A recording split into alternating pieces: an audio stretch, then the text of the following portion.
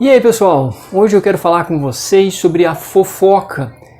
Eu tenho visto, aliás, tudo que eu vi a respeito de fofoca é que traz um pouco de divulgação científica, que traz a biologia evolutiva, um autor em especial que faz uma proposta de que a fofoca estreita laços, de que a fofoca tem um papel de controle social e é análogo à catação entre alguns primatas, que no caso ali parece que é um comportamento mais relacionado a pegar o piolho do primata, algo parecido. Das leituras que eu tive, dos vídeos que eu assisti em divulgação científica sobre o tema, eu sinto que sempre ocorreu um determinado problema, que é um problema conceitual, é um problema de definição mesmo do conceito de fofoca. Por quê? Porque quem vê esse tipo de divulgação científica talvez venha a ficar pensando que fofoca é uma coisa só. Assim, talvez não seja isso, e talvez a questão, o gossip em inglês, ele talvez tenha um sentido mais abrangente do que a fofoca em português.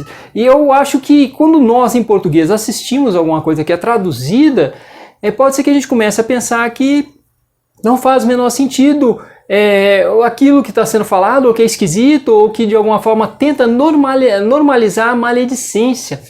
E aí que eu acho que existe um problema, a tentativa de normalizar a maledicência, falar mal do outro, tentar destruir o outro, a difamação, é complicado a gente acreditar que isso é absolutamente normal e constitutivo e que de alguma forma consolida laços para a espécie humana e que constitui a sociedade.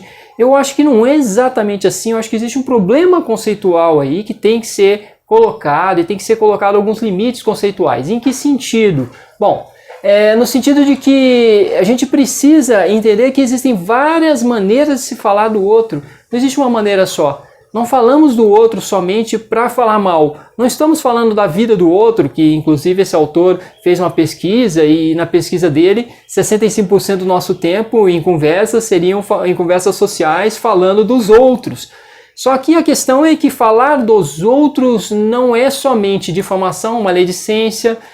Falar do outro também é a tentativa de entender o que está acontecendo com o outro. Então aí fica mais fácil para a gente poder compreender como que é constitutivo, em boa medida, de laços sociais, dos grupamentos humanos, da organização social, e importante para a organização social. Então as pessoas falam uma das outras porque elas estão tentando entender o que está se passando com o outro, estão tentando fiscalizar e entender qual é aquele componente do grupo que está saindo de determinadas normas. Então existe toda essa relação também com o outro, que é uma relação não simplesmente do controle no sentido ruim, mas do controle no sentido da sobrevivência para o grupo.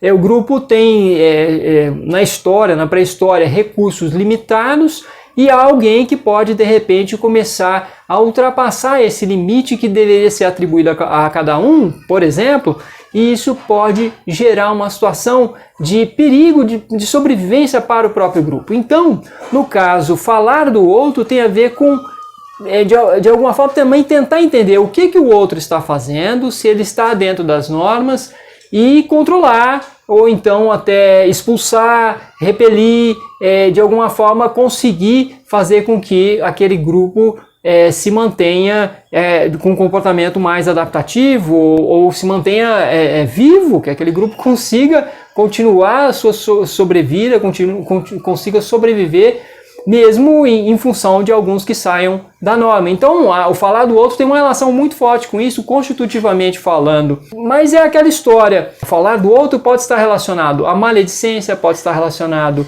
a conflitos intragrupais e de alguma forma, com um grupo que queira expulsar o outro grupo, que queira liquidar com outro grupo, provocar ódio, fomentar ódio, acabar com alguém, acabar com outro grupo, alguém que ameaça uma liderança ou coisa parecida.